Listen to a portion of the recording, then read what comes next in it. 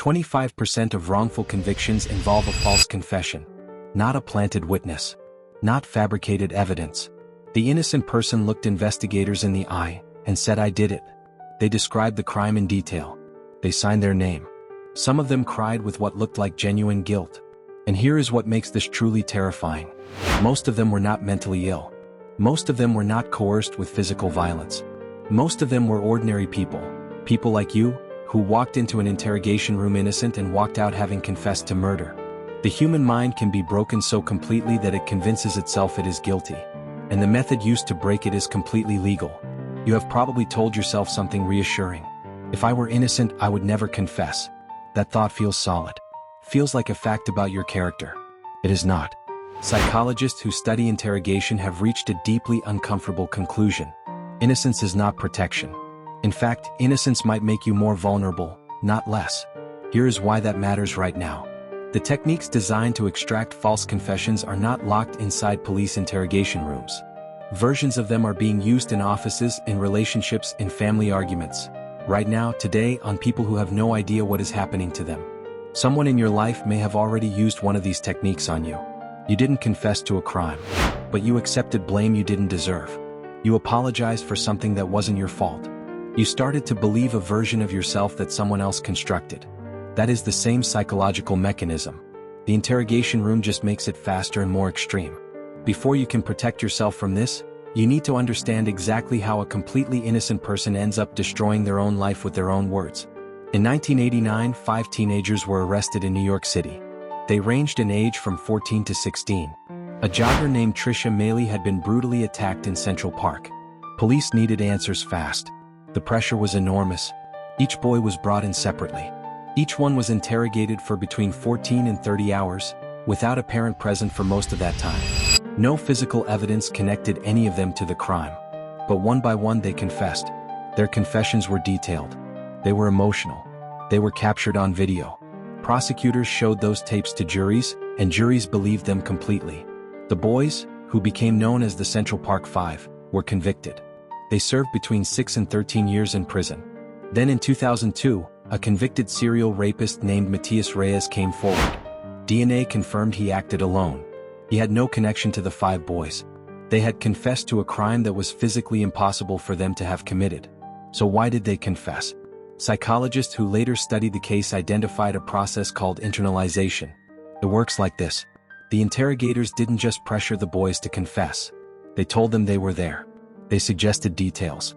They asked leading questions that planted images inside their minds. They told each boy that the others had already given him up. After hours of psychological pressure, sleep deprivation, and isolation, something breaks. The mind stops trusting its own memory. It starts filling gaps with whatever it is being fed. One of the boys, Yusef Salam, later described the moment he started to doubt himself. He said the detectives were so certain, so absolute, that his own sense of reality began to crack. He was 16 years old. He had done nothing wrong. But the interrogators had created a psychological environment where his own brain began working against him. Here is the detail that changes everything you just heard. The boys' confessions contradicted each other on nearly every major point. The timeline was impossible. The details didn't match the evidence. The prosecutors knew this before the trial began. They used the confessions anyway. The interrogators in that room were not monsters pulling fingernails. They were following a manual. A specific, documented, legally approved psychological technique, designed in America, taught in police academies across the country, was the weapon that broke 5 innocent teenagers. That same manual has never been banned. It is still being taught right now. The technique has a name. It is called the Reed technique. It was developed in the 1950s by a former Chicago police officer named John E. Reed. The core idea sounds almost reasonable at first. Build psychological pressure. Convince the suspect that confession is their only logical option. Cut off every denial until compliance feels like relief. But here is what Reed's creators did not fully understand, or chose to ignore. The brain under extreme stress does not function like a normal brain. When a person feels trapped, isolated, and psychologically overwhelmed for long enough, the prefrontal cortex essentially goes offline. This is the part of the brain responsible for rational decision-making and long-term thinking. What takes over is the limbic system. The limbic system does not think in years of prison sentences. It thinks in seconds of relief. Confession becomes the path to making the pain stop. Right now, in this moment, even if the rational mind knows it means destruction later. In 1973, psychologist Richard Offsch was called as an expert witness in a disturbing case. A man named Paul Ingram had confessed to horrific crimes against his own family. Offsch was skeptical. He designed a test. He told Ingram a completely fabricated event had occurred. He suggested details that never happened and didn't exist anywhere in the police record. Within hours, Ingram had written a detailed confession to the fabricated event. He had manufactured a memory from nothing. Offsch called it memory creation under social influence. The brain, given enough pressure and enough suggestion, does not retrieve memory. It constructs it. And it constructs it to match what the authority figure in the room needs to hear. Now consider this. You have never sat in an interrogation room. But you have been in arguments where someone was absolutely certain of something you did. Where they reconstructed events with such confidence that you started questioning your own memory.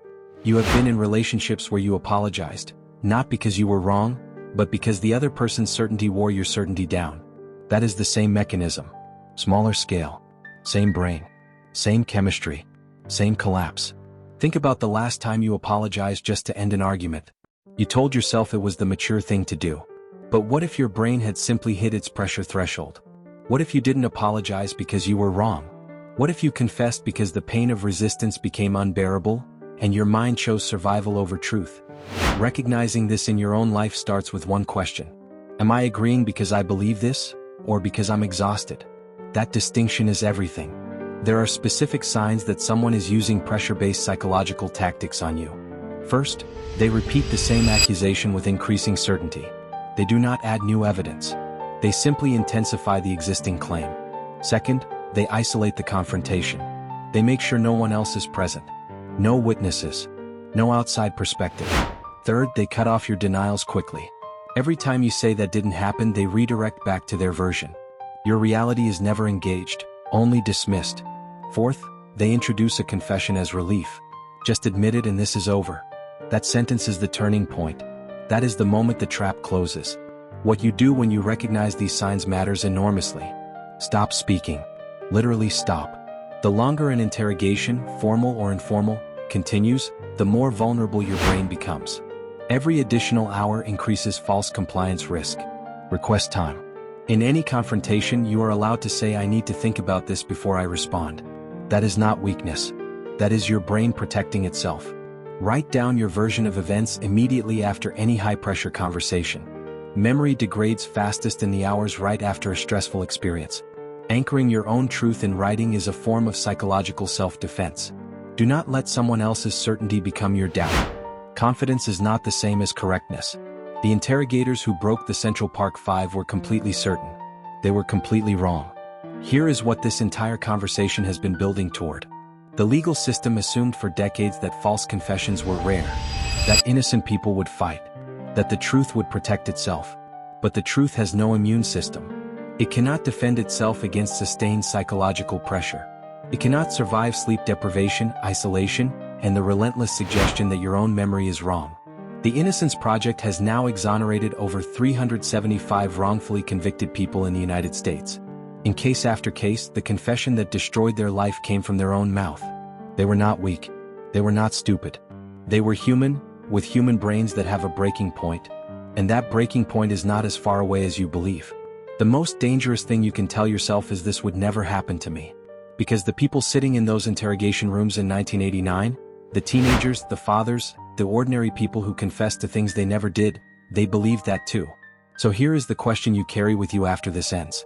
If your sense of reality can be dismantled in an interrogation room over hours, what has already been dismantled in you slowly over years by people you actually trusted?